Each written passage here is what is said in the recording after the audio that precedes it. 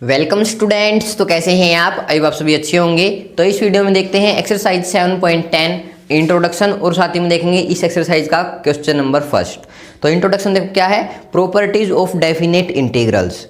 अब हम क्या करेंगे, प्रॉपर्टीज देखेंगे डेफिनेट इंटीग्रल्स की, फिर उनकी हेल्प से हम क्या करेंगे, क्वेश्चन करेंगे इस एक्सरसाइज में। ठीक है, कोई दिक्कत नहीं। तो फर्स्ट प्रॉपर्टी देखते हैं, प्रॉपर्टी नंबर फर्स्ट। एनसीईआरटी में आपके पास सारी की सारी प्रॉपर्टी मिल जाएंगी, वहाँ से आप देख सकते हैं। यहाँ पर आगे पीछे हो सकते हैं, कोई दिक्कत वाली बात नहीं है, लेकिन मैं आपको करवा दूंगा। ठीक है, तो property number first, according to property number first, a lower limit b upper limit f of x d x equals to में, देखो ए सी, ठीक है, f of x d x plus में c b f of x d x. समझ में आया कुछ? यहाँ पर जो ये सी है, चलो इसके बारे में बाद में बताता हूँ, पहले एक एग्जांपल लेते हैं फिर आपको समझ में आएगा।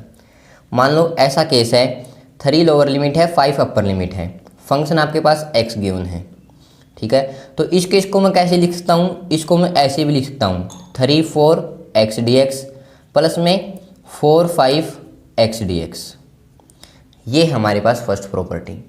अब यहाँ पर जो सी होगा, यानी कि ये 4 हो गया, जैसे ये 4 हो गया, यहाँ पर ये क्या हो सकता है, इंटीग्रल, कुछ भी इंटीजर हो सकता है, जैसे पॉइंट में भी हो सकता है, 1 पॉइंट कुछ हो, 4 पॉइंट कुछ हो, तो घबराना नहीं है यहाँ पर आपने, ये कुछ भी हो सकता है। क्लियर? इसको हम और क्या बोलते हैं, break property.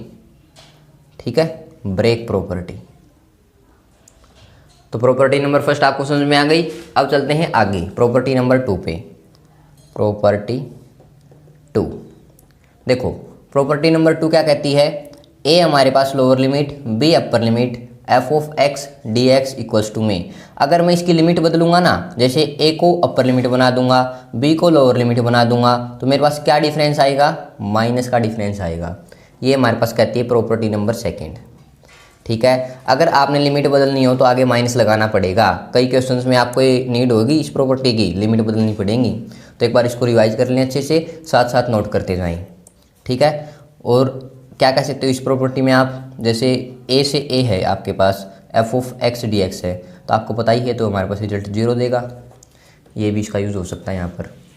Property number third देखो, 2 प्रॉपर्टी मैं आपको करवा चुका हूँ, दोनों बिल्कुल इजी प्रॉपर्टी हैं। प्रॉपर्टी नंबर थर्ड पे आ गए। प्रॉपर्टी नंबर थर्ड क्या कहती है, a lower limit b upper limit f of x d x equals to में, a lower limit b upper limit f of x से ऊपर क्या आ जाएगा, एफ ऑफ टी आ जाएगा। तो ये हमारे पास दोनों इक्वल होंगे, कोई यहाँ पर चेंज नहीं आएगा। कभी कुछ कंफ्यूज हो जाओ आप कि यहाँ पर तो एक्स था, यहाँ पर टी आ गया, कोई दिक्कत वाली बात नहीं है। क्यों नहीं है? क्योंकि डेफिनेट जो इंटीग्रल होता है वो हमारे पास वेरिएबल पर डिपेंड नहीं करता, वो लिमिट्स पर डिपेंड करता है। ठीक है, प्रॉपर्टी नंबर 3 आपको क्लियर। अब चलते हैं आगे प्रॉपर्टी नंबर 4 पर। प्रॉपर्टी 4 क्या कहती है, जैसे ए यहाँ पर lower limit b upper limit f of x d x. Property number 4 कहती है कि इस f of x d x को मैं कैसे लिख सकता हूँ, डी एक्स को नहीं सॉरी, एक्स को, जो ये हमारे पास एफ ऑफ एक्स है, इस एक्स को मैं कैसे लिख सकता हूँ, ध्यान से देखना, इस एक्स को मैं लिख सकता हूँ ए प्लस बी माइनस एक्स कर कर। देखो ए प्लस बी माइनस एक्स कर कर, तो हमारे पास कोई डिफरेंस नहीं आएगा रिजल्ट में, रिजल्ट सेम आएगा। एग्जांपल लेके बताऊं, जैसे यहाँ पर 1 हो गया, यहाँ पर 2 हो गया, एक्स डी एक्स आपके पास फंक्शन हो गया, तो इसको हम लिख सकते हैं यहाँ पर 1 यहाँ पर 2 एफ ए प्लस बी, ए यहाँ पर क्या है 1 और बी यहाँ पर क्या है 2, तो 1 + 2 माइनस का एक्स, इसको हम ऐसे भी लिख सकते हैं, यानी कि ये आ जाए 1 2 और ये यहाँ पर क्या आ जाएगा आपके पास 3 माइनस का एक्स और यहाँ पर डी एक्स, इसको हम ऐसे लिख सकते हैं, कोई दिक्कत वाली बात नहीं। ये आपके पास हो गई प्रॉपर्टी नंबर 4। नोट करते जा रहे हो तो करते जाओ। अब property number 5, most important property.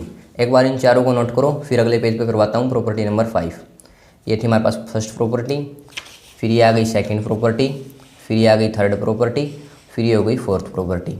अब चलते हैं प्रॉपर्टी नंबर 5 पे। देखो प्रॉपर्टी नंबर 5 क्या कहती है, आपके पास लिमिट है 0 लोअर लिमिट और a upper limit f of x d x. इसको मैं कैसे लिख सकता हूँ, 0 ए और f of a minus x d x, ऐसे भी लिख सकता हूँ। मोस्ट इंपॉर्टेंट प्रॉपर्टी है ये, इसको आप अच्छे से नोट कर लें, याद कर लें, रट लें, कुछ भी कर लें। ये हमारे पास लगभग क्वेश्चंस में यूज़ होगी। स्टार्टिंग के क्वेश्चंस में तो मोस्टली यही यूज़ होगी, ठीक है। जो फर्स्ट क्वेश्चन है उसमें भी यही यूज़ होगी। फर्स्ट क्वेश्चन में करवाऊंगा आपको, तो इस प्रॉपर्टी को याद रखना, फर्स्ट क्वेश्चन में इसका यूज़ करेंगे। अब देखो प्रॉपर्टी नंबर 6, सिक्स्थ प्रॉपर्टी हमारे पास क्या कहती है, 0 lower limit 2a upper limit f of x dx equals to में, इसको मैं कैसे लिख सकता हूँ, 0a f of x dx plus में 0 से a f of 2a minus का x dx, याद रह जाएगी। तो इसको भी आप याद कर लेना। अब चलते हैं आगे, प्रॉपर्टी नंबर 7। देखो ये प्रॉपर्टी नंबर जो 7 बताऊंगा ये भी हमारे पास मोस्ट इंपॉर्टेंट है। देखो इसके अकॉर्डिंग क्या है, अगर आपके पास ऐसे गिवन है -a से a लिमिट, ठीक है, f ऑफ x dx, इसको मैं कैसे लिखता हूँ, 2 टाइम्स ऑफ a यहाँ पर आ जाएगा, 0 यहाँ पर आ जाएगा, f ऑफ x dx। अब बात आती है यहाँ पर कि कब तो ये मेरे पास ये रिजल्ट देगा और कब ये मेरे पास 0 रिजल्ट देगा। ये जो प्रॉपर्टी है ये 0 रिजल्ट भी देगी। कब देगी 0 रिजल्ट, जब हमारे पास फंक्शन क्या होगा, ओड होगा। और ये कब देगी ये रिजल्ट, जब हमारे पास क्या होगा, फंक्शन इवन होगा। अब इवन और ओड फंक्शन में डिफरेंस समझते हैं। देखो इवन फंक्शन और ओड फंक्शन, आपने पढ़ा था कि कोस नेगेटिव थीटा क्या होता है, नेगेटिव को खा जाता है, कोस एक्स होता है। देखो ये हमारे पास हो गया एफ ऑफ माइनस एक्स के इक्वल, और एफ ऑफ माइनस एक्स अगर आपके पास एफ ऑफ एक्स के इक्वल आ जाए तो उस कंडीशन में हम क्या कहेंगे कि ये मेरे पास इवन फंक्शन है। समझ में आ गया। तो पहले आपने देखना है कि ये इवन फंक्शन बनेगा या ओड फंक्शन बनेगा, फिर आपने इस प्रॉपर्टी का यूज़ करना है। क्लियर, ध्यान रह जाएगा। तो इवन समझ में आ गया। अब ओड के लिए बस यहाँ पर साइन लगा दो। आपको पता है साइन नेगेटिव थीटा क्या होता है, नेगेटिव साइन थीटा होता है।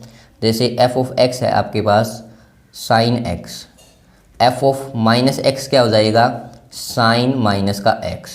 अब माइनस आ गया जाता है साइन में, तो साइन एक्स, तो ये हो गया माइनस का एफ ऑफ एक्स। इसमें क्या आ गया आपके पास, एफ ऑफ माइनस का एक्स इक्वल्स टू में माइनस एफ ऑफ एक्स। ठीक है, तो इस कंडीशन में आपके पास फंक्शन क्या होगा, ओड फंक्शन होगा। तो पहले आपने फंक्शन देखना है, फिर इस प्रॉपर्टी को अप्लाई करना है।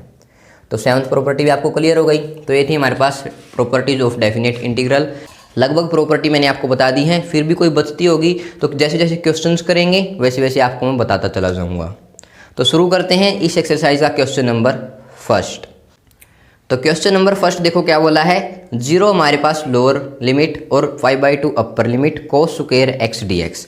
तो मैंने आपको प्रॉपर्टी नंबर 5 बताई थी, याद है।